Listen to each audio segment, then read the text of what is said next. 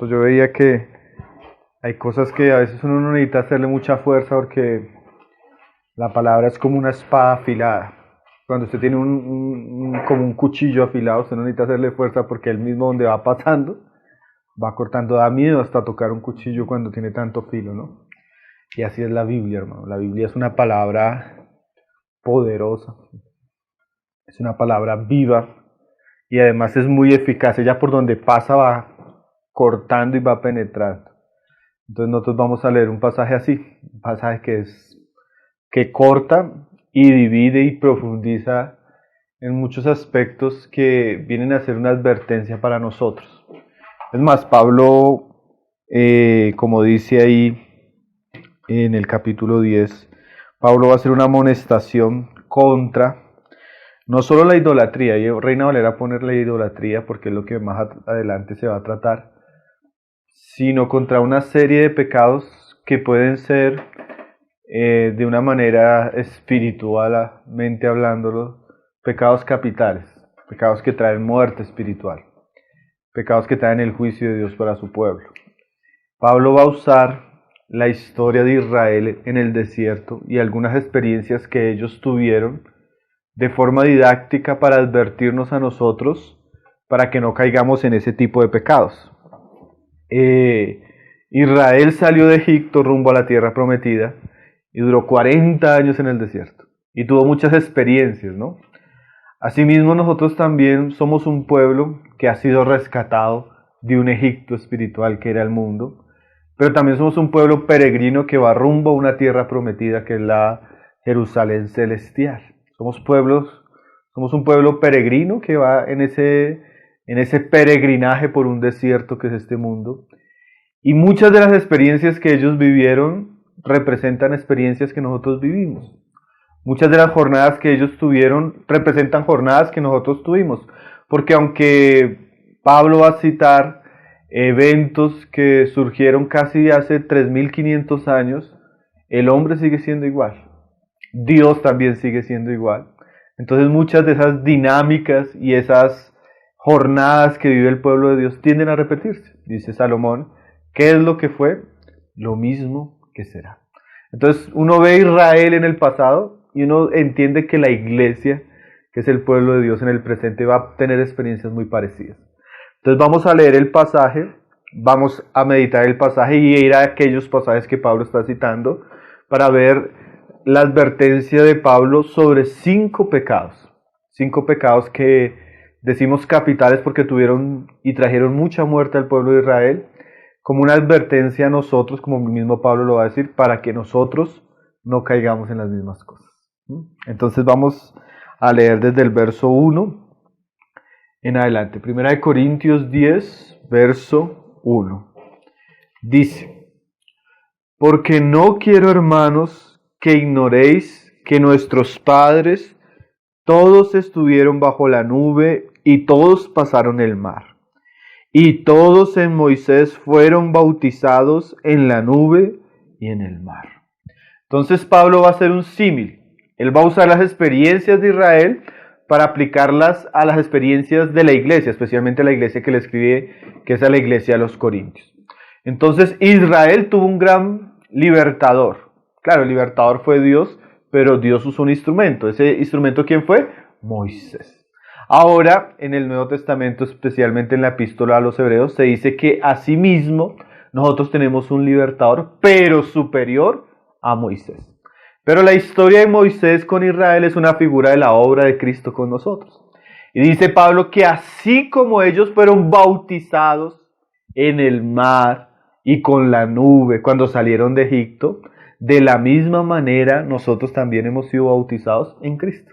Todos los que estamos en Cristo hemos pasado de muerte a vida por medio de la muerte y la resurrección de Cristo. Todos los que hemos sido bautizados en su muerte, también lo hemos sido en su resurrección. ¿Qué quiere decir eso? Así como ellos tuvieron un privilegio de ver el poder de Dios, de ver los milagros de Dios, así nosotros en Cristo hemos visto un milagro mucho mayor, que es el milagro de la resurrección. Solo que Pablo está haciendo el símil primero de los grandes beneficios que recibió Israel, ¿sí?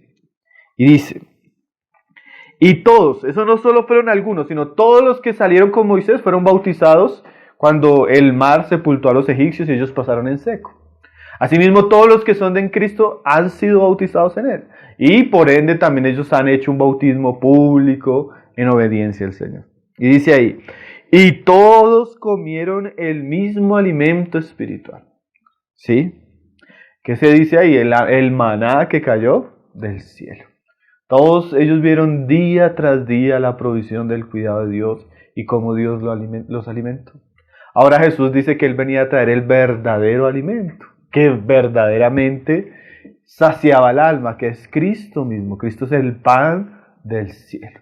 Entonces, de la misma manera que ellos comieron el maná, ahora nosotros todos tenemos la oportunidad de comer de Cristo todos los días, ¿sí? Podemos alimentarnos de Él. Él es nuestra bendita provisión. No solo para algunos, sino también para todos.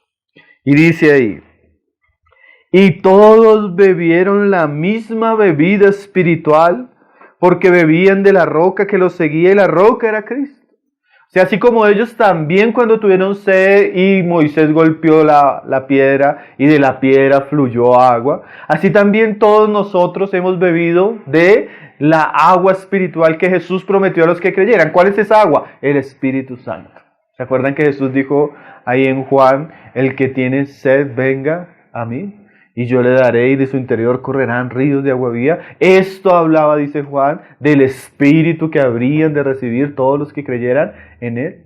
Entonces, así como todo el pueblo de Israel bebió del agua, comió el maná, así todo el verdadero creyente come de Cristo, tiene su Espíritu y puede saciar su sed allí, ¿sí? Pablo primero está enumerando los beneficios, los milagros y la obra extraordinaria de Dios, para después llegar al asunto que él quiere llegar en el verso 5 y 6. Y dice, pero de los más de ellos no se agradó Dios, por lo cual quedaron postrados en el desierto.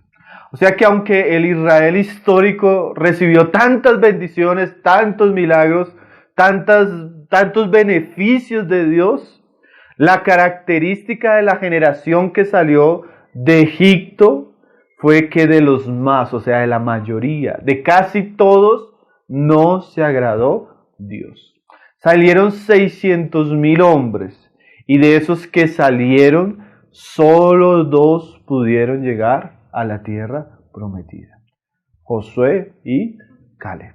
O sea que toda una generación que salió, que bebió, que comió, que vio milagros, todos los días de esos no se agradó el Señor. Ahora, esto es una tremenda lección, porque a veces en la jornada del pueblo de Dios no es cómo se comienza, sino es cómo se termina, ¿sí? Los grandes beneficios que Dios da a su pueblo no son garantía de que nosotros terminemos la carrera de manera correcta. El desierto, que podíamos decir que era un lugar de preparación para que ellos llegaran a la tierra prometida, se volvió en un cementerio espiritual, donde muchos perecieron. Terrible, ¿no? Eso es una terrible advertencia. Porque no era que ellos no habían experimentado, ellos experimentaron la gracia, ellos tenían el Espíritu, ellos comían día a día, ellos vieron milagros, pero a pesar de eso no fue una generación fiel. Hermano, nosotros tenemos en la Biblia 3 generaciones que experimentaron hechos sumamente extraordinarios de Dios. La generación de Moisés, la generación de Elías y la generación de Juan el Bautista y Jesús. Y de esas 3 generaciones se nos dice la Biblia que fueron las generaciones más rebeldes. O sea que recibir milagros, ver actuar a Dios de una manera extraordinaria, no es garantía de que el pueblo va a ser fiel. Ahora vamos a leer los 5 pecados que cometieron ellos, enumerados aquí por Pablo, que nos muestran la seriedad del asunto y que también nos advierten a nosotros para que no caigamos en algo semejante. Amén. Entonces vamos a leerlos. Dice ahí, mas estas cosas sucedieron como ejemplo para nosotros, para que no codiciemos cosas malas, como ellos codiciaron. Entonces el primer pecado que Pablo nos enumera acá es la codicia. ¿Qué fue lo que ellos codiciaron que fue malo? Y que por causa de esa codicia ellos perecieron. Vamos a leerlo, porque ahí es donde les comienzo a decir, hermano, que la Biblia es muy afilada. Ella misma no va a tener usted que interpretarla, sino solo leyendo ya la misma palabra va a comenzar a destapar nuestro corazón y a advertirnos de ciertas cosas que no son ajenas a nosotros. Entonces vamos a ir a Números, no pierda ahí 1 Corintios. Los dos libros que vamos a tener es Números y Corintios. Números 11. ¿Qué fue lo que ellos codiciaron? Este pasaje narra esa situación, cuando ellos codiciaron. Dice Números 11, verso 4, dice, y la gente extranjera que se mezcló con ellos tuvo un vivo deseo. Y los hijos de Israel también volvieron a llorar y dijeron, ¿quién nos diera a comer carne? Nos acordamos del pescado que comíamos en Egipto de balde, de los pepinos, los melones, los puerros, las cebollas y los ajos. Y nuestra alma se seca, pues nada sino este maná ven nuestros ojos. Y era el maná como semilla de culantro y su pueblo como color de bedilio. Mira lo que comienza a decir este pueblo. Ahí es donde usted va a ver qué codiciaron. Ahí ya no lo explicó. Ellos codiciaron la comida que tenían en Egipto, especialmente la carne y todas esas serie de ingredientes que describe ahí Moisés. Ahora, si usted se pone a mirar, dice ahí en el verso 4, que la gente extranjera que se mezcló con ellos tuvo un vivo deseo. O sea que cuando ellos salieron en ese peregrinaje, hubo personas que no eran del pueblo de Israel, sino que eran personas que también estaban esclavas en Egipto, que salieron con ellos. Y estos que eran extranjeros y no eran parte del pueblo, pero estaba con el pueblo, porque así nosotros vamos en un peregrinaje y hay personas que están en el pueblo, pero que no son del pueblo. Ellos comenzaron a desear cosas que tenían en Egipto y eso despertó el deseo en los demás. O sea, hay una codicia que es despertada en el ambiente. ¿Y cuál fue el asunto? Ellos se acordaron que en Egipto tenían carne y de una manera desafiante menospreciaron a Dios, la provisión de Dios, en este caso el maná, por desear lo que tenían antes. Hermano, eso ya tiene aplicaciones para nosotros, ¿no? Nosotros en la vida cristiana estamos comiendo de Cristo, disfrutando ciertas cosas que hay en Cristo, pero puede surgir la tentación que nuestro corazón comience a recordar aquellas cosas que teníamos antes. Ay, sí, yo amo al Señor y todo, pero ay, cuando yo estaba en el mundo, ¿cómo me iba bien en el trabajo? Cuando yo estaba en el mundo, ¿cuántos amigos tenía? Cuando yo estaba en el mundo, yo tenía esto y comienza uno a desear aquellas cosas que antes tenía y que representan aquellas cosas que hacen parte del mundo, la carne del mundo. ¿Sí? Juan dice, hijitos míos, no améis las cosas que están en el mundo, porque el que tiene el amor del mundo no ha conocido el amor del Padre. O sea, uno ama cosas de este mundo porque no ha conocido el amor de Dios. No ha visto su fidelidad, no ha visto su cuidado y menosprecia a Dios codiciando en su corazón aquellas cosas que estaban en el mundo. ¿Sí? Puede ser los placeres de la carne. Ay, cuando yo estaba en el mundo, yo me emborrachaba, yo me metía con cuanta mujer me aparecía, yo iba a bailar, yo disfrutaba. Y ahora esta vida cristiana tan aburrida. ¿Sí? Ay, yo antes tenía unos amigos y conversaba y la pasábamos chévere. Y ahora entre más sigo al Señor, como que el camino es más solitario. ¿Sí? Y yo comienzo a codiciar aquellas cosas que antes tenía. Comienzo a codiciar la carne que antes tenía en el mundo. Qué cosa tremenda, ¿no? Así, el primer pecado de ellos fue la codicia. ¿Y saben qué dice el Señor para esta generación ahí en el verso 19? Dice, como ellos dijeron ahí antes en el 18, ciertamente mejor nos iba en Egipto. Sí, al final del 18. O sea, ellos dijeron, estábamos mejor cuando Moisés no estaba y estábamos esclavos en Egipto, disfrutábamos en Egipto. ¿Sí? Al final del 18. Qué desafío, ¿no? Hay gente que dice, no, yo estaba mejor cuando... Hermanos, ¿qué tienen? No, hermanos, ¿qué me está pasando? Mejor estaba cuando estaba en el mundo. Qué ofensa contra Dios, ¿no, hermanos? Qué desagravio contra su bondad, su misericordia, su salvación, ¿no? Entonces el Señor, mire lo que les dice a aquellos que hablan de esa manera. Ahí en el 19. No comerás un día, ni 2 días, ni 5 días, ni 10 días, ni 20 días, sino hasta un mes entero, hasta que os salga por las narices y la aborrezcáis, por cuanto menospreciaste a Jehová, que está en medio de vosotros.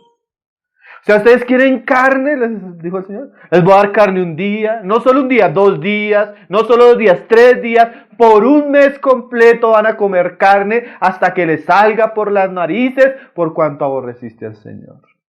No existe peor juicio, hermano, que Dios le conceda a un cristiano disfrutar de las cosas que él codicia en su carne, hermano. Eso es un juicio tremendo, ¿no? Usted quiere pecado. Usted quiere revolcarse en eso. Usted quiere lo que tenía antes, yo se lo voy a dar multiplicado 1 día, 2 días, 3 días, 10 días, 1 mes, hasta que usted esté hastiado. Es terrible, ¿no, hermanos? Porque a veces cuando hay personas que son así, son cristianos y dicen, no, pero es que a mí me iba mejor, yo tenía más dinero en el mundo. Quiere dinero, quiere trabajo, quiere pecado. Y el Señor comienza a darle, tome.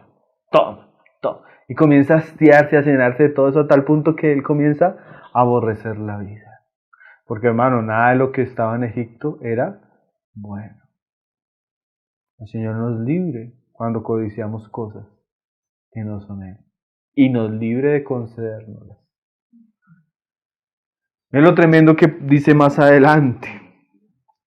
En el 33 dice, aún estaba la carne entre los dientes de ellos, porque cayeron las codornices, ellos se fueron a recogerlas, las asaron, las cocinaron y estaban comiéndoselas. Dice, antes que fuese masticada, cuando la ira de Jehová se encendió en el pueblo. E hirió Jehová al pueblo con una plaga muy grande. Y llamó el nombre de aquel lugar Kibroth Hatava, que significa la tumba de los codiciosos. Hermano, el desierto es una tumba para los que codician el mundo. Que el Señor nos libre, ¿no, hermano? Es la primera advertencia que Pablo dice, no codiciemos. Ahora, hermano, no es solo, porque a veces uno tiene ciertos pensamientos. Uno tiene que saber que la naturaleza rebelde de esta generación está en nuestra carne. Entonces va a llegar un momento que ante una situación uno le surjan estas ideas. Mejor estaba allá. Cuán bueno sería tener esto. Ay, yo quiero esto. Porque eso es de la carne, hermano. Esa vieja generación representa al viejo hombre que está también todavía en nuestros miembros. Y nosotros debemos velar con esos deseos que vienen de nuestra propia carne. Nosotros debemos velar con esos pensamientos que surgen de nuestra propia condición caída o vienen también como dardos del enemigo. O sea, no es no tener esa lucha. Lo que pasa es que ellos se entregaron a ese deseo y hasta lloraron. Esa persona que dice, no quiero más. No quiero orar, no quiero la Biblia, no quiero reunirme más. Yo quiero volver al mundo. Yo quiero saber nada más del Señor. No me molesten. Estoy cansado que me hablen de Cristo. Estoy cansado que me hablen de la palabra. Quiero entregarme a lo que siempre me ha gustado. ¿Sí? Es el cristiano que se revela directamente contra su vida cristiana y quiere volver atrás. Y codicia en su corazón atrás. Generalmente, hermano, ese tipo de cristianos queda en el camino.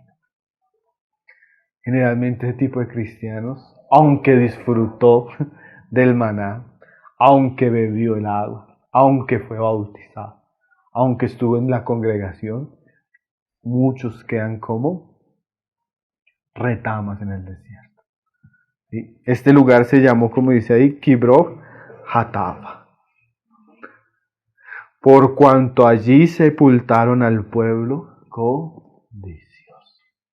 Entonces, hermanos, como dice Juan y nos enseña Juan, no amemos el mundo, no codiciemos el mundo. Nosotros tenemos algo mucho más glorioso.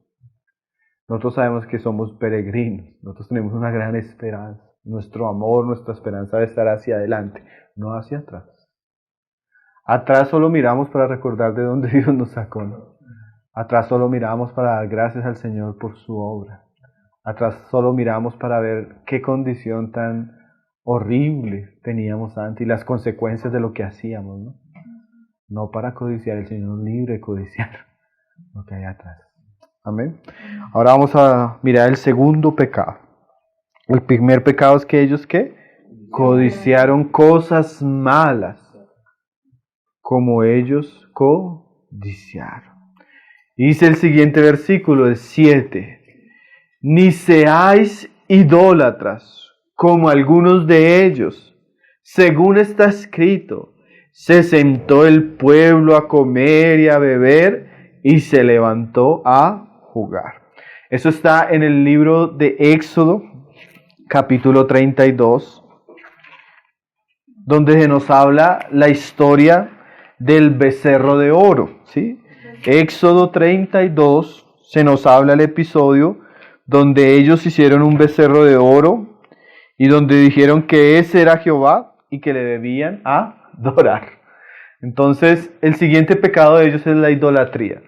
Como nosotros estuvimos hablando en el libro de Habacuc, la idolatría es tan abominable para el Señor porque es una falsa expresión, una expresión distorsionada del carácter de Dios. Gracias, Diquito. Es una expresión errada de quién es Dios. Entonces la idolatría en este pasaje nos habla del culto falso, la adoración falsa, el ambiente religioso profano, ¿sí? Nosotros debemos tener mucho cuidado porque ya ha sucedido. En la serie que hicimos de historia de la iglesia vimos cómo en la historia de la iglesia el pueblo de Dios llegó a pervertir tanto la verdad que cambiaron la gloria de Dios y terminaron adorando hombres. El catolicismo romano, hermanos, es la más grande expresión de cómo el cristianismo puede volverse totalmente idólatra. ¿Sí? Ellos crearon un Dios según su corazón y no según como Él se estaba revelando. Ustedes recuerdan que Moisés subió a la montaña y Moisés duró 40 días en descender de la montaña. Cuando ellos vieron que Moisés no volvían, ellos querían tener algo en que confiar. ¿Y saben qué hicieron? Hicieron un becerro de oro. Hermanos, los ídolos hablan de la confianza falsa que puede producir nuestro corazón en algún asunto que no es Dios. Entonces mire lo que dice ahí el versículo. Dice, más adelante, en el 32, dice ahí en el 5, y viendo esto Aarón edificó un altar delante del becerro y pregonó a Aarón y dijo, mañana será fiesta para Jehová. Hermano, lo tremendo de muchas veces de la idolatría es que la gente piensa que la hace para Dios mismo, ¿no? ¿Sí? Una idolatría, cuando hablamos del catolicismo, no se habla de una idolatría pagana, sino una idolatría cristiana. Pero todo tipo de imagen, estatua o toda cosa que nosotros hagamos para inclinarnos delante de ella es una profanación al Dios que es eterno, que es invisible, que es trascendente y que nosotros no podemos hacer una imagen según nuestra imaginación de Él. Así digan que es para Jehová, era algo contrario al Señor, ¿no? Y dice, y al día siguiente madrugaron, ¿sí? Fueron muy diligentes y ofrecieron holocaustos, presentaron ofrendas de paz y sentó el pueblo a comer y a beber y se levantó a regocijarse. Eso todo fue toda una fiesta religiosa, hermano. Hubo comida, hubo alegría, hubo sacrificios, hubo todo, pero en torno a un ídolos. Nosotros debemos tener mucho cuidado, hermano, que nuestra adoración sea verdadera. No solo debemos preocuparnos por adorar, sino debemos preocuparnos por adorar a Dios en espíritu y en verdad. Porque saben algo, hermanos, el falso conocimiento de Dios, la falsa doctrina o la profanación del carácter de Dios, Dios lo aborrece. Para Dios, hermano, es una frase que pusimos en la revista. Para Dios es igual de inmundo un prostíbulo a un lugar donde se ofrece un culto falso. No hay diferencia, hermano. Dios abomina la adoración falsa. Dios es muy claro en sus escrituras de mostrar que cuando la doctrina y la práctica es falsa, esa doctrina y esa religión producen muerte. ¿Sí? Por eso nosotros tenemos que ser muy serios y ser muy congruentes con la revelación que Dios da de sí mismo y con la doctrina que Él nos ha dejado. Porque ese pasaje de Pablo de que no seáis idólatras, hablándole a la iglesia, no era una advertencia porque sí, hermano. El Espíritu Santo preveía que la iglesia iba a distorsionar tal la verdad que la iglesia se iba a volver totalmente idólatra en muchos siglos. ¿Sí? Entonces, el falso culto, aún en el nombre de Jesús, aún en el nombre de Dios, aún con alegría y con diligencia, produce muerte. ¿Sí? Por eso nosotros somos tan serios y el cristianismo bíblico siempre ha sido tan serio con las sectas, con las falsas doctrinas, con los falsos maestros, con la profanación en el culto a Dios. Porque la gente dice, no, es que todos estamos orando, todos estamos adorando al mismo Señor. No es el mismo Señor. ¿Sí? Nosotros necesitamos estar adorando a Dios y Dios busca que lo hagamos en espíritu y en verdad. Amén. Entonces, dice más adelante, en el verso 30. En el verso 30. Dice, cuando Moisés baja del desierto, de la montaña. No, Moisés intercede, pero más adelante. Así, ahí en el 26, perdón, hermanos. Entonces dice que Moisés bajó de la montaña porque el Señor le dijo, y mire lo que dice el 26. Se puso Moisés a la puerta del campamento y dijo, ¿quién está por Jehová? Júntese conmigo, y se levantaron con él todos los hijos de Leví. O sea que hay situaciones a veces en el pueblo de Dios donde el Señor espera que el pueblo esté por él. Porque la gente estaba en este ambiente de idolatría, de fiesta, y Moisés baja y les dice que ellos han pecado. Pero ahora Moisés pregunta delante de toda la congregación, ¿quién está por Jehová? ¿Sí? Y mire lo que responde, dice que solo se juntó la tribu de Leví. O sea que de las 12 tribus, solo una tribu estuvo por Moisés. Hay gente que prefiere estar en el ambiente religioso falso que estar por Dios. Eso es tremendo, ¿no? El ambiente religioso falso a veces es contra Dios. Y Dios llama a las personas para que salgan de eso y se vuelvan al Señor mismo. Pero no todos escuchan. Hay gente que no le interesa. Hay gente que le da lo mismo. Hay gente que está en una falsa religión, pero no está ahí por convicción, sino porque ella no tomó una posición. Y de una u otra manera Dios siempre nos llama a tomar una posición. O estás por Jehová, o estás contra Jehová. O estás bailando en torno a los ídolos, o estás por el nombre del Señor. ¿Estás en la religión falsa o estás en la verdadera? Dios siempre llama a su pueblo. Y dice ahí, y les dijo a los que estaban por el Señor, así ha dicho Jehová el Dios de Israel, poned cada uno su espada sobre su muslo, y pasad y volved de puerta a puerta por el campamento, y matad cada uno a su hermano, a su amigo y a su pariente. Mire qué situación, hermanos. ¿Se acuerdan el tema de ayer? Cortando con el vínculo natural. ¿Qué es esto? Usted está de parte de Jehová, afile la espada. Eso que en términos bíblicos eso es, prepárese doctrinalmente. Y ahora pase por donde sus amigos y sus parientes y los cercanos. ¿Y qué? Y mátelos. Hermano, muchas veces seguir al Señor en la verdad quiere decir cortar o herir o matar aún vínculos naturales que nos llevan a profanar el nombre de Dios. Ustedes recuerdan en la historia de Coré, ¿no? Los hijos de Coré. A veces nosotros tenemos que contar a veces con padre, con madre, con esposa, con hijos, por causa de la verdad. ¿Sí? A veces nosotros no podemos tener una unión que sacrifica a Dios, la verdad a Dios y el culto a Dios.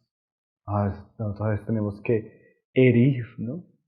Sinceramente y en amor a aquellos que no están por el Señor, sino que están en sus ídolos. A veces uno escucha ciertas frases, hermano, y es verdad. Es que dicen, no, es que a veces se nos acusa a nosotros los cristianos de ser muy radicales.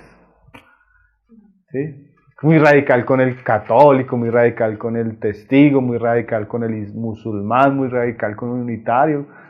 Hermano, pero es que los asuntos que tienen que ver con la verdad de Dios y la doctrina de Dios necesitan ser claramente expuestos, aunque exponiendo la verdad tengamos que denunciar el error. ¿Sí? En estos días estamos haciendo la cuarta revista ya para publicarla, y un hermano en un artículo usa un término, y él dice, nosotros tenemos que estar por el evangelio de Dios y denunciar el evangelio maldito de los judaizantes. Entonces una de las personas que hace la corrección nos dijo, uy hermano, ese término maldito es muy fuerte. Pero entonces el hermano dice, pues es que es el término que Pablo usa para hablar a aquellos que pervierten el evangelio.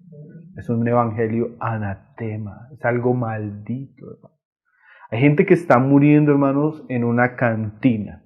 Hay gente que está muriendo en una prisión. Y hay gente que está muriendo en lugares de culto falsos. El diablo tiene varias facetas y una se llama religión falsa. ¿Sí? Y a veces los cristianos caen en eso por causa de que no conocen a Dios ni la verdad de Dios. Y a veces nosotros estamos en un ambiente así sin darnos cuenta y nos toca sacar la espada y cortar. Ahora los levitas cuando hicieron esto, ¿qué hicieron? Se consagraron. Escogieron seguir al Señor. Dice ahí el mismo versículo, ¿no? Y los hijos de Leví en el 28 lo hicieron conforme al dicho de Moisés y cayeron en aquel día como 3,000 hombres. Otra jornada donde hay otro entierro grande. O sea que nosotros nos damos cuenta del poder que tiene la idolatría y la falsa religión de engañar y de matar.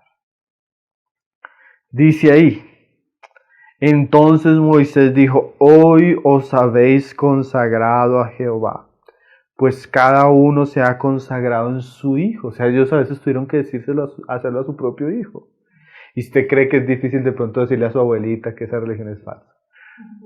Imagínense esta situación donde ellos tuvieron que literalmente, hermano, ellos tuvieron que matar. Ahora, ¿por qué tuvieron que matar literalmente, hermano? Ellos eran un pueblo que estaba siendo rescatado de la oscuridad de las falsas religiones. Y Dios no podía permitir que la idolatría que vivían las otras naciones resurgiera en su mismo pueblo, porque Dios estaba juzgando a las otras naciones por esos pecados. ¿Sí? Entonces era mejor cortar esa parte del cuerpo que se estaba gangrenando que dejar que todo el pueblo se corrompiera. Imagínense 3,000 falsos maestros idólatras en medio de la congregación. ¿Qué hubiera causado eso con el tiempo? ¿Sí?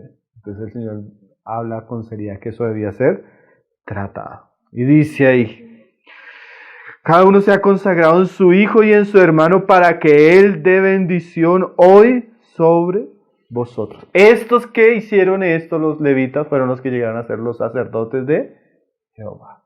O sea, nadie va a servir a Dios verdaderamente en su culto verdadero si no corta con la religión falsa y profana. Aunque eso quiera decir cortar muchas cosas que son muy cercanas a nosotros. A veces el tío, a veces el hermano, a veces la mamá, ¿sí? pero hay un vínculo mayor, como ayer hablábamos, ¿no? El vínculo de la familia celestial. Entonces el segundo pecado fue la idolatría. El primero, ¿cuál fue? Codicia. El segundo, la idolatría. Entonces, hermano, no crea que la idolatría es algo muy lejano. Usted ha visto al cristiano que dice así, es que yo creo que Dios es así. Hermano, usted está fabricando un ídolo en su corazón. Porque Dios no es como usted cree. Dios es como Él se revela en su palabra.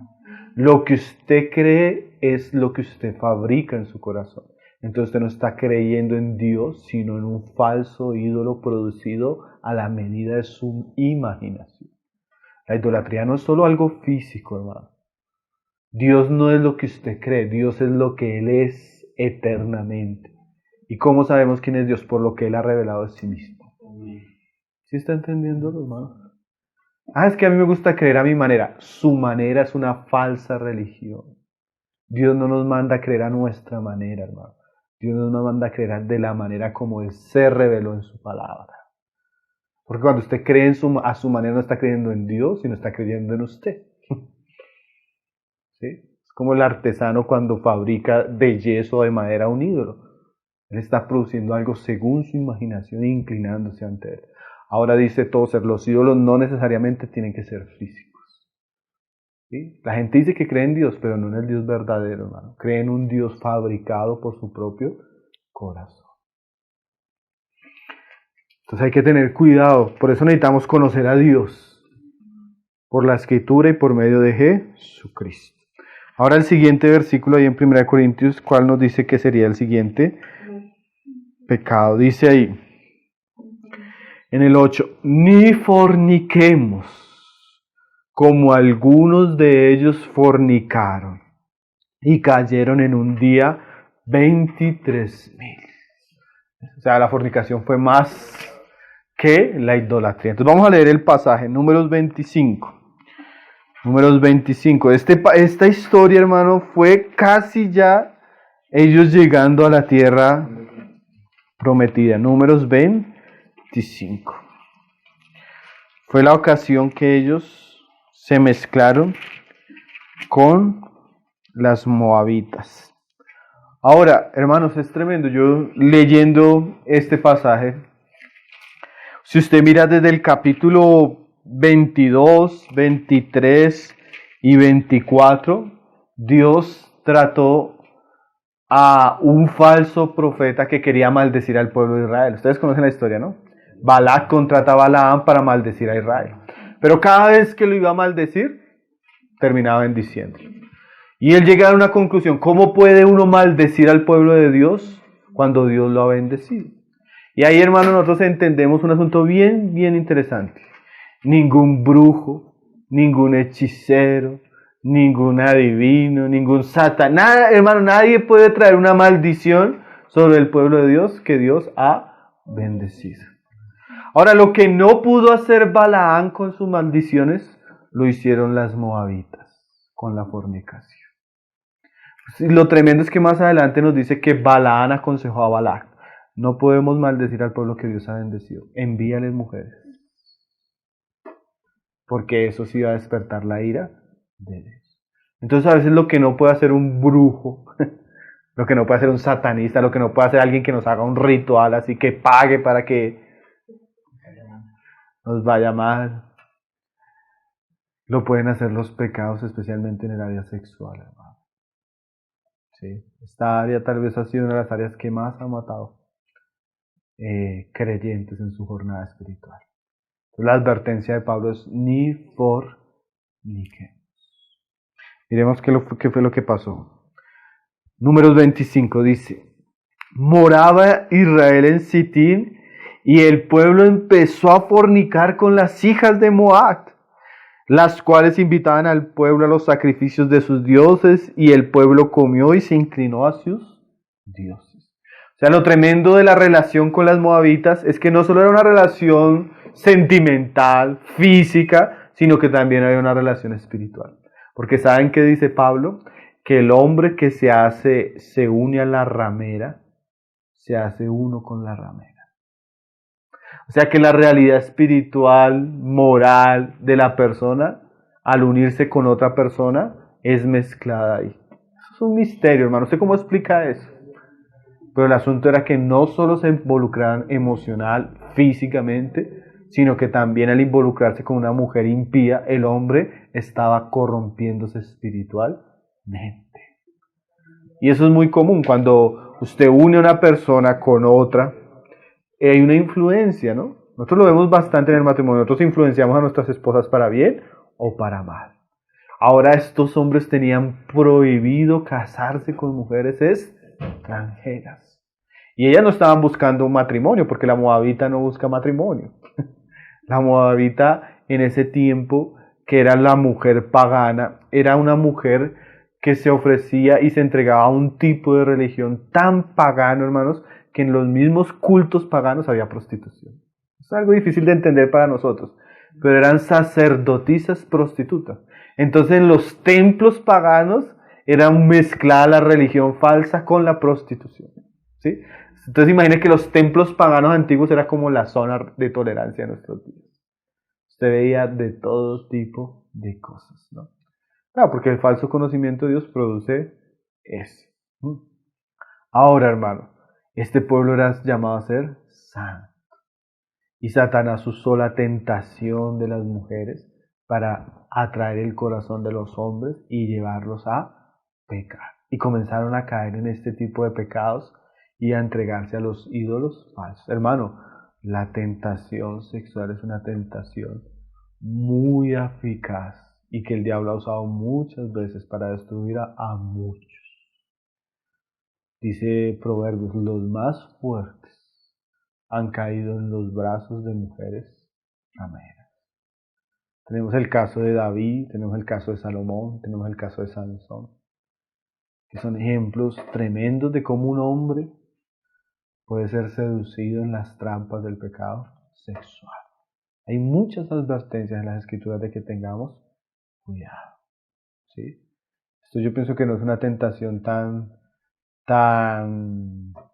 lejana para algunos como la falsa religión, porque los pecados de la carne y los sexuales están en nuestros miembros, ¿no? Nuestra mente produce, nuestra carne desea, el mundo alrededor llama, ¿sí? Lastimosamente las mujeres de nuestra generación en general son moabitas, hermanos. Ya las mujeres de nuestra generación no se quieren casar, no quieren llegar vírgenes al matrimonio. Las mujeres de nuestra generación son mujeres que se les ha enseñado que la desnudez, que la sensualidad es algo normal, pero la Biblia habla que eso es diabólico, porque la mujer se vuelve un instrumento de tentación. Hay mujeres que les pagan millones por desnudarse y no se dan cuenta que el diablo está financiando esa industria para atrapar el corazón de miles de hombres y seducirlos en el área sexual. ¿Sí? Eso es tal vez uno de los campos más minados que nosotros vemos a nosotros.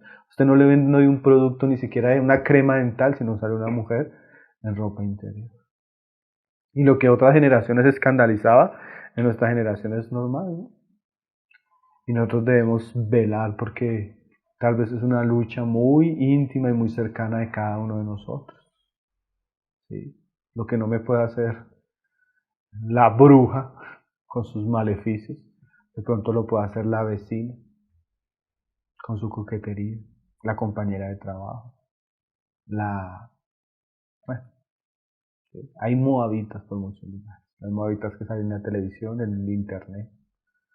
Hay mucha moabita, ¿no? El Señor nos guarde, ¿no? No forniquemos.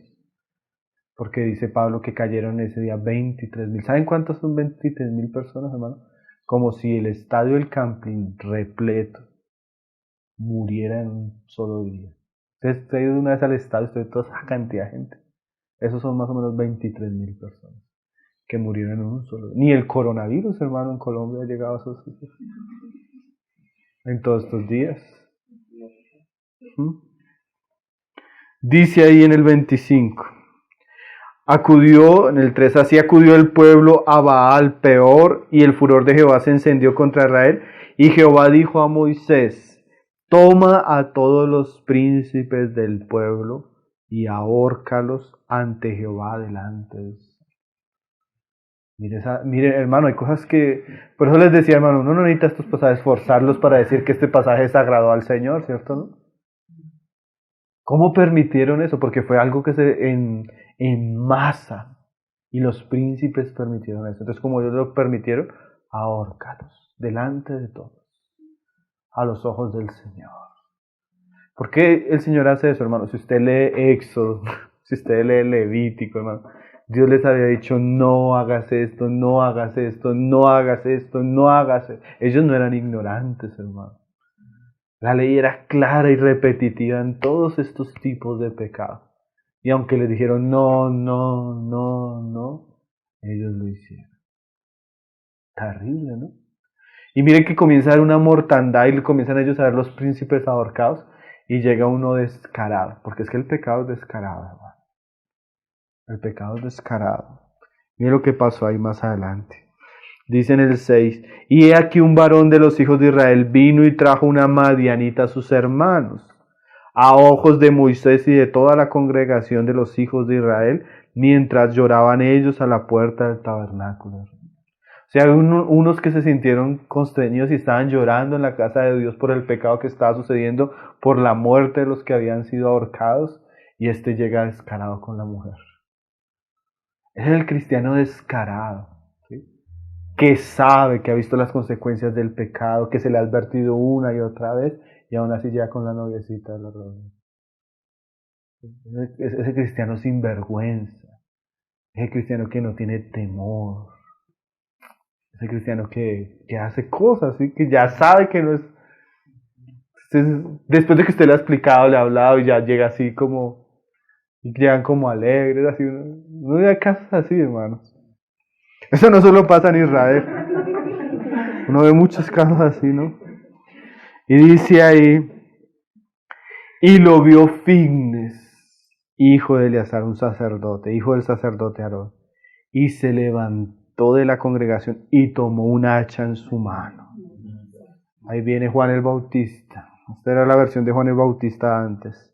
Y fue tras el varón de Israel a la tienda y lo lanzó a ambos, al varón de Israel y a la mujer por su vientre.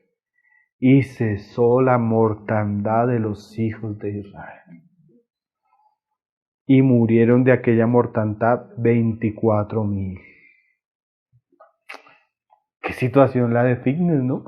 Él de unas besos. Y en un momento de tristeza él se llena porque, hermanos, hay un celo que es un celo santo.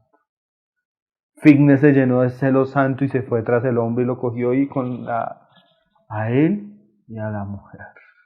¿Y sabe qué pasó? Cesó la mortandad. Si Fignes no hubiera hecho eso, quién sabe cuántos habrían muerto. O sea, lo que hizo Fignes fue detener el juicio de Dios. Porque cuando Dios ve que nosotros somos celosos, Dios retiene el juicio. ¿Sí? Cuando nosotros no juzgamos el pecado, Dios tiene que juzgarlo. ¿Sí?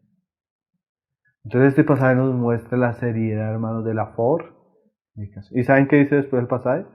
Que de la familia de Fignes no faltará sacerdote que se presente delante de Dios. O sea, el Señor honró a Fignes porque Él amó, buscó la santidad. El Señor nos ayude, hermano. Yo, como les decía ahora, hermano, todos estos pecados son pecados que están en nuestra carne.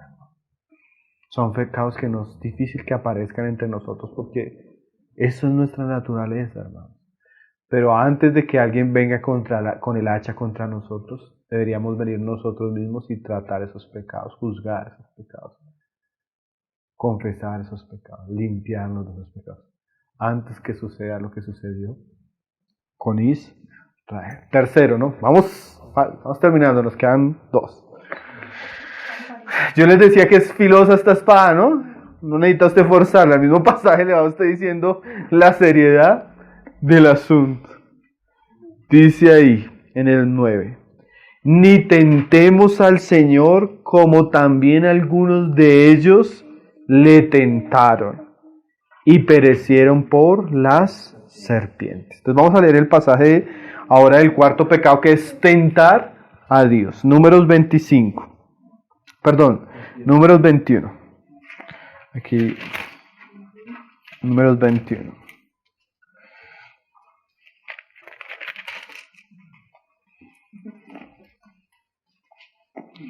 Vamos a leer desde el verso 4. Dice, Números 21, verso 4.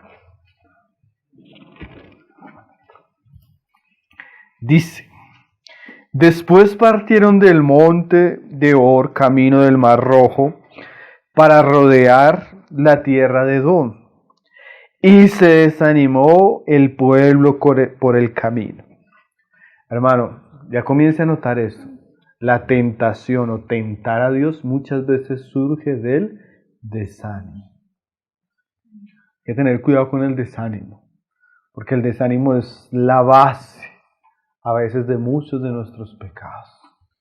Y dice, y habló el pueblo contra Dios y contra Moisés. O sea, uno puede llegar a un momento que diga, ay Señor, no tengo ánimo, Señor.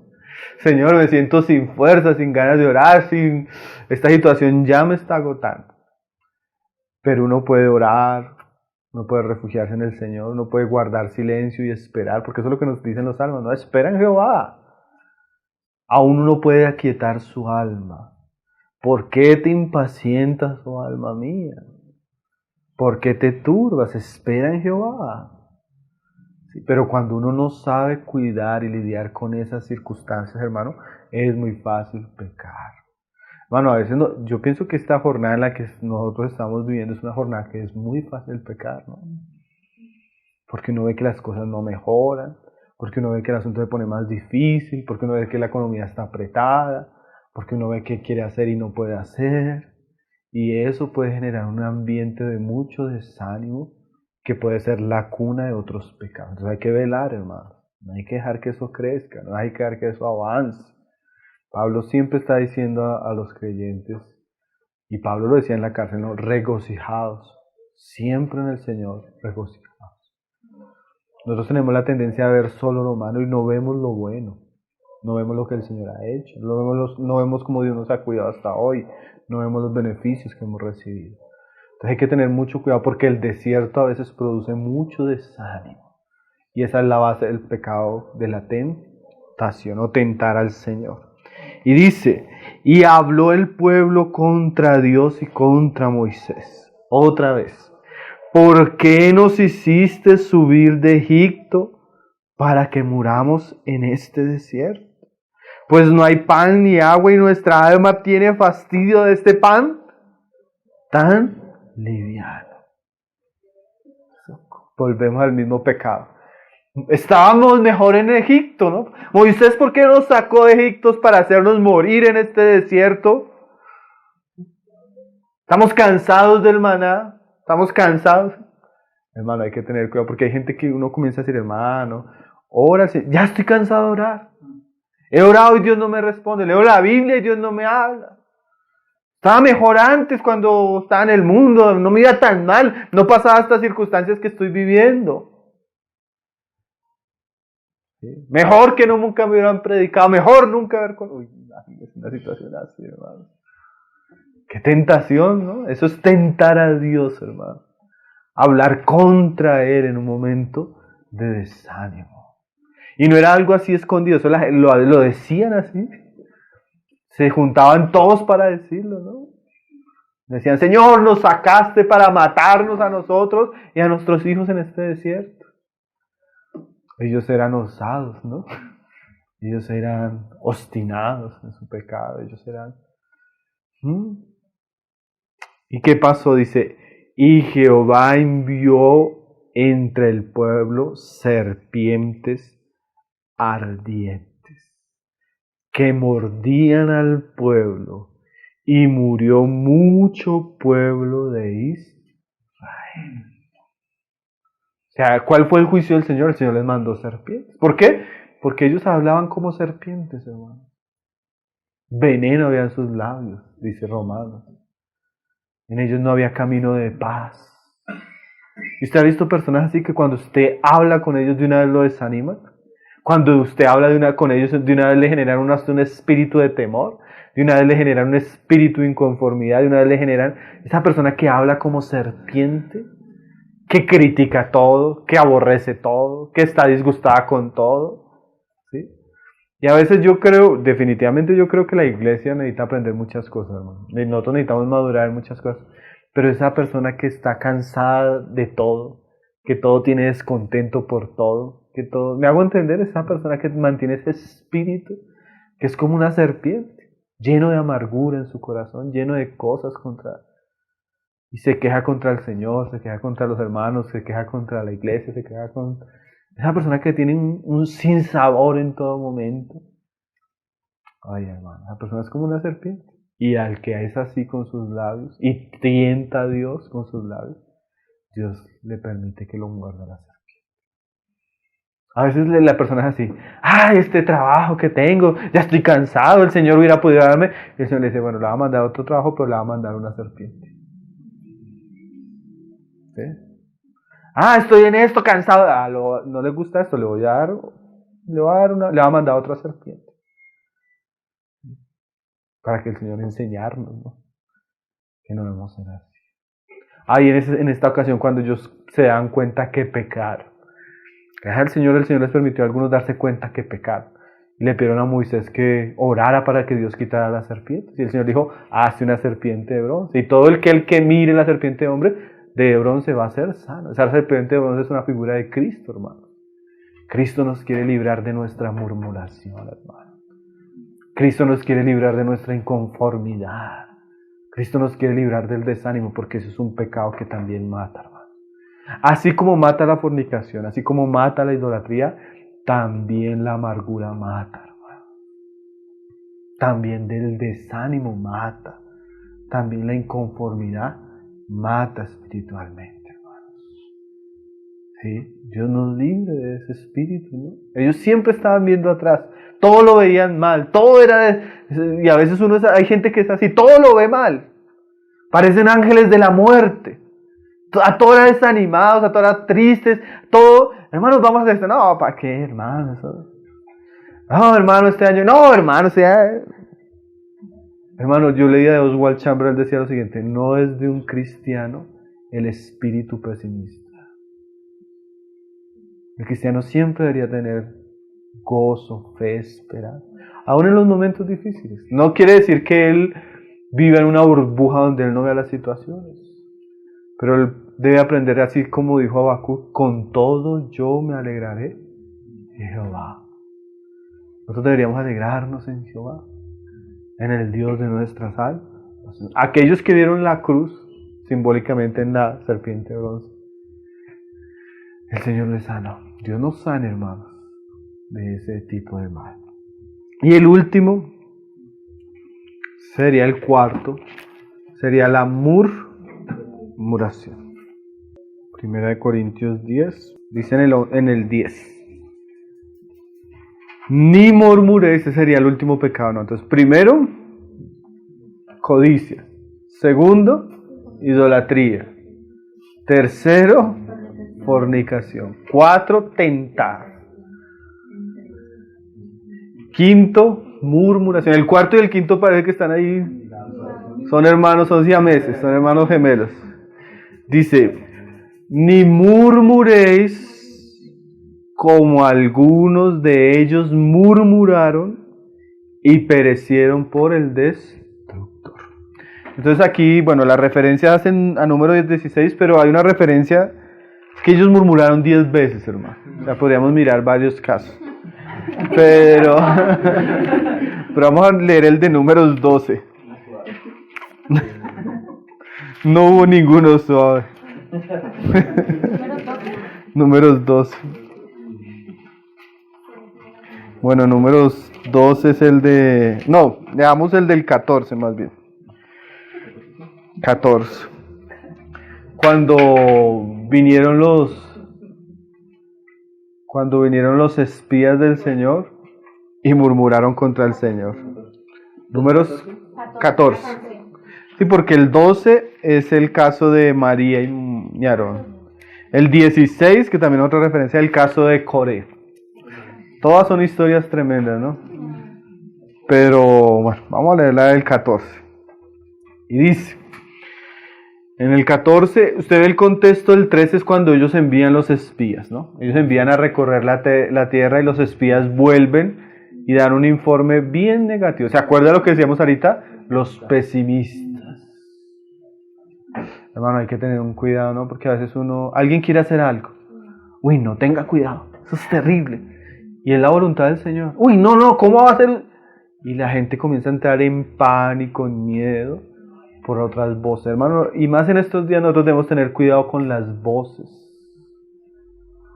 Sí, porque a veces hay espías que nos dan un informe terrorífico, ¿no? De miedo.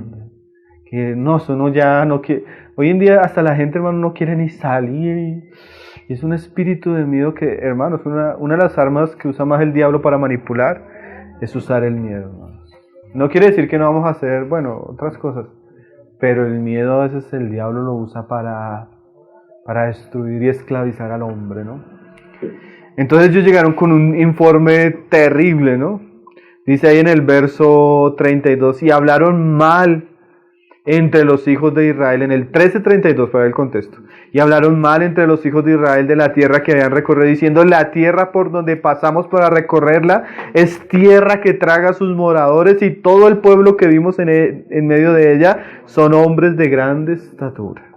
También vimos allí gigantes, hijos de Aná, raza de los gigantes, y éramos nosotros, a nuestro parecer, como langostas, y así les parecíamos a ellos. Tierra que traga a los hombres. Eran exagerados, ¿no? Ya, seguramente habían desafíos, ellos se habían enfrentado a una guerra, habían gigantes, pero ellos... Una cosa es decir el informe con la verdad, pero otra cosa es decirlo infundiendo miedo, hermanos. ¿Sí? Pero miren entonces qué fue lo que pasó, porque acuérdense de la murmuración. Ese informe trajo que el pueblo, sin enfrentarse ni siquiera a la situación, ya tuviera miedo y ya se estuviera quejando. Y a veces muchos de los miedos que nosotros tenemos son de situaciones que ni siquiera estamos enfrentando. ¿Sí?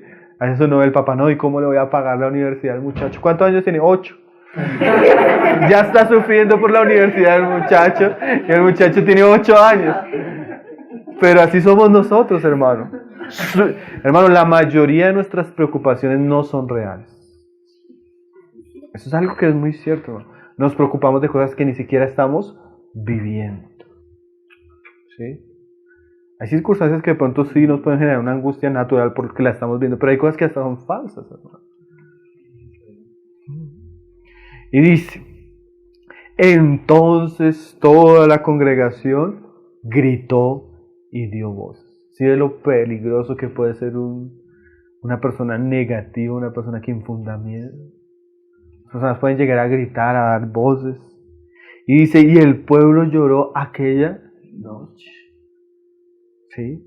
Y se quejaron contra Moisés, murmuración, y contaron todos los hijos de Israel. Y les dijo toda la multitud, ojalá muriéramos en la tierra de Egipto, o en este desierto, ojalá muriéramos. Mira cómo puede hablar una persona llena de temor, hermano. Mira cómo puede hablar una persona llena de amargura en su corazón, llena de miedo, hermano. Ojalá muriéramos. Ahora, uno dice, preferiblemente ellos hubieran muerto con fe, enfrentando a los gigantes. Pero aquellos estaban muriendo por su temor, hermano. Muriendo por su amargura, muriendo por su murmuración, ¿no? Terrible, ¿no? Y todos, imagínense esa situación, hermano. Todos llorando, todos gritando, todos, toda la noche en un espíritu de temor, hermano. Terrible, ¿no? ¿Y por qué nos trae Jehová a esta tierra para caer a espada? Y que nuestras mujeres y nuestros niños sean presa. ¿No nos sería mejor volvernos a Egipto? Terrible, ¿no? Jehová no tiene misericordia de nuestras familias, nos trajo acá para hacernos morir, a nosotros, a nuestras esposas, a nuestros hijos. Y decían el uno al otro, designemos un capitán y volvamos a Egipto. Esta era una murmuración, no era la murmuración así de, no me gustó la predicación de Moisés. No era esa murmuración así que uno dice, no hermano, esto será una murmuración ya ofensiva, una murmuración llena de temores, ¿cierto? Porque hay cosas que uno dice, bueno, sí, de pronto, pero es que estos eran incrédulos, hermano. Esto es lo que muestran que eran incrédulos, duros de corazón, ¿no? Y más adelante Caleb y José le dicen, no, eso no es así. ¿Y saben qué dijeron? Apedrémoslos. Josué y Caleb dijeron, no, no es así, la tierra es buena. Y dijeron, no, apedrémoslos. Ahí fue cuando el Señor intervino. ¿Sí? Tremendo, ¿no? Entonces ahí Moisés intercede por ellos. Dios iba a acabarlos en este momento, hermano. Pero Moisés intercede por eso y Dios le dice, bueno, los voy a perdonar. Pero, miren lo que dice más adelante el 20 del 14. Dice, entonces Jehová dijo, yo lo he perdonado conforme a tu dicho. O sea, Moisés intercedió y Dios, eso hizo que Dios limitara su ira. Pero dice ahí, mas tan ciertamente como vivo yo, y mi gloria llena toda la tierra. Todos los que vieron mi gloria y mis señales que he hecho en Egipto y en el desierto, y me han tentado ya 10 veces, y no han oído mi voz. O sea, eso era una tentación. Ellos escuchaban a los espías, pero no escuchaban la palabra del Señor. ¿Sí? Y esta murmuración fue una murmuración.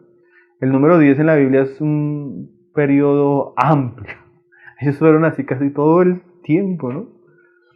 Y dice, y me han tentado ya 10 veces y no han oído mi voz, no verán la tierra de la cual juré a sus padres, ninguno de los que me han irritado la verá. Pero a mi siervo Caleb, por cuanto hubo en él otro espíritu, y decidió ir en pos de mí, yo le meteré en la tierra donde entró, y su descendencia la tendrá o en posesión. Hermanos, de toda esta generación, aquí ya no se dice 3,000, 23,000, no, 600,000. Toda esa generación que murmuró, ninguno entró. ¿Sabe? Por eso el libro se llama así Números. Uno dice, pero ¿por qué le pusieron a este libro números? Números significa números en el sentido de conteo o de censar. Y el libro de Números tiene 2 grandes divisiones. El censo en el monte Sinaí y el censo en la tierra de Moab, rumbo a entrar ya a la tierra prometida, al borde de la tierra prometida. ¿Y sabe qué dice cuando se hace el censo en Moab? Dice así, tantos de tal familia, tantos de tal familia, tantos de tal familia. Y de aquella generación que murmuró, no se halló ninguno. Cuando se hicieron los números de los que iban a entrar, ninguno de ellos entró. Entonces, cuando piensen en el libro de Números, piensen en el libro que narra cómo una generación completa no entró. Terrible, ¿no, hermanos? Entonces, ese fue el pecado del amor. Que entre nosotros suceda lo que sucedió con Caleb, ¿no, hermano? Que hubo otro espíritu en él. A veces uno llega a un hermano, si vio esa noticia y que el virus mutó 3 veces y ahora. Y uno dice, hermano, hay que tener cuidado que nosotros haya otro espíritu, hermano. Que nosotros haya un espíritu diferente, como el de Caleb. ¿Sabe qué dice el pasaje? Decía que él fue en pos del Señor. Que en medio de la situación nosotros podamos ir al Señor, hermano, y no dejarnos llenar de todo ese, para que no terminemos murmurando ni pecando contra el Señor. Entonces dice Pablo después, dice, ni murmuréis como algunos de ellos murmuraron y perecieron por el destructor. Y estas cosas les acontecieron como ejemplo. O sea que Dios dejó ese libro como un ejemplo para nosotros, hermano. Y están escritas para amonestarnos a nosotros, a quienes han alcanzado los fines de los siglos. Así que el que piense estar firme, mire que no caiga. Nosotros a veces podemos decir, no se los dejo ahí, hermano, el Señor nos guarde. El Señor nos guarde porque la misma murmuración está en nosotros, la misma tentación, la misma codicia, la misma idolatría. Todo eso es del hombre, hermano, todo eso es de la carne. Y nos dejó como ejemplo para que no caigamos en eso. El hermano Hernández Díaz López dice que nosotros tenemos 2 responsabilidades mayores que ellos. ¿Por qué? primero nosotros ya tenemos el ejemplo de ellos. ¿Sí? Eso ya nos hace más responsables. Y segundo, pues ahora nosotros estamos en una era de gracia donde tenemos el Espíritu, tenemos la comunión, tenemos al Señor que intercede por nosotros, tenemos muchas cosas que nos pueden ayudar para no cometer esos mismos pecados. Ahora dice, no os ha sobrevenido ninguna tentación que no sea humana. ¿Sí? Dios no nos va a meter en circunstancias que solo puedan enfrentar los ángeles, hermano. Si Dios nos permite una tentación, Él sabe que aún en nuestra humana debilidad, en Él podemos vencer. ¿Sí? Y dice, sino que dará también juntamente con la tentación la salida. Hermanos, Dios nos pasa por el desierto, pero nos da también la manera de salir del desierto, de vencer. Porque si usted mira, digamos, el libro de Josué, usted ve cómo Dios realmente todo lo que les dijo lo cumplió, hermano. Esas naciones que tenían ejércitos llenos de gigantes, eso eran como langostas para este pueblo, hermano. Dios les dio la victoria a ellos. Todo lo que Dios les prometió, Dios se los dio. Entonces con la prueba Dios da la salida. Siempre que uno mira, siempre, como dijo John Knox, un hombre con Dios es la mayoría. Un hombre con Dios siempre va a tener la victoria, hermano. Nosotros tenemos un Dios poderoso, grandioso, que así como permite la prueba, da la salida. Que podamos confiar, ¿no? Para que podáis soportar. Entonces yo les decía al comienzo, ¿cierto? Son pasajes, la palabra del Señor no necesita usted forzarla, ya va cortando, porque ella divide lo que hay en nuestro corazón y nos muestra la realidad de las cosas. Hermano, que el Señor nos guarde de esos pecados. A todos que estamos, ninguno de nosotros podría decir, yo estoy firme, hermano. Porque el que piense que está firme, mire que no caiga. Eso es una tentación que todos podemos enfrentar de una u otra manera. Pero bueno, el Señor es nuestra victoria. Amén. Oremos para dar gracias al Señor por su palabra. Padre, te damos gracias por tu palabra, Señor. Palabra que es lámpara a nuestros pies, Señor. Y tú dices que es como una antorcha que alumbra hasta que el día amanezca, Señor. Nosotros vivimos en oscuridad, Señor. La oscuridad de este mundo, la oscuridad a veces de nuestra mente, Señor. La oscuridad de nuestra carne, Señor. Y necesitamos luz, Señor. Y tu palabra es una lámpara fiel, Señor. Alúmbranos, Señor, para que no caigamos, Señor. Alúmbranos para que no tropecemos. Si algo que hemos leído hoy, Señor, hemos vivido, hemos experimentado y hemos pecado contra ti, perdónanos, Señor. Acudimos a aquel que fue levantado en la cruz, Padre, a tu Hijo Jesucristo, a su sangre, Señor, para reconocer nuestra maldad, nuestra miseria, Señor, y pedirte que nos ayudes, Señor. No queremos ser como ese pueblo que quedó postrado en el desierto. No queremos ser como ese pueblo que pereció por su pecado, por su maldad. Y no queremos ser un pueblo santo, Señor, que te siga, que sea fiel, Señor, que pueda llegar a la tierra prometida, Señor, que pueda ser vencedor en medio de tantas pruebas y tentaciones que vivimos, Señor. Ayúdanos, Padre. Nos encomendamos a ti, Señor, en el nombre de tu Hijo Jesús. Y aún encomendamos esta palabra para que pueda ser atesorada en nuestros corazones, para que nos lleve a volvernos a ti, a meditar en tiempos difíciles en ti. También que pueda ser de luz, de bendición para otros. Lo pedimos en el nombre de tu Hijo Jesús, Señor. Amén.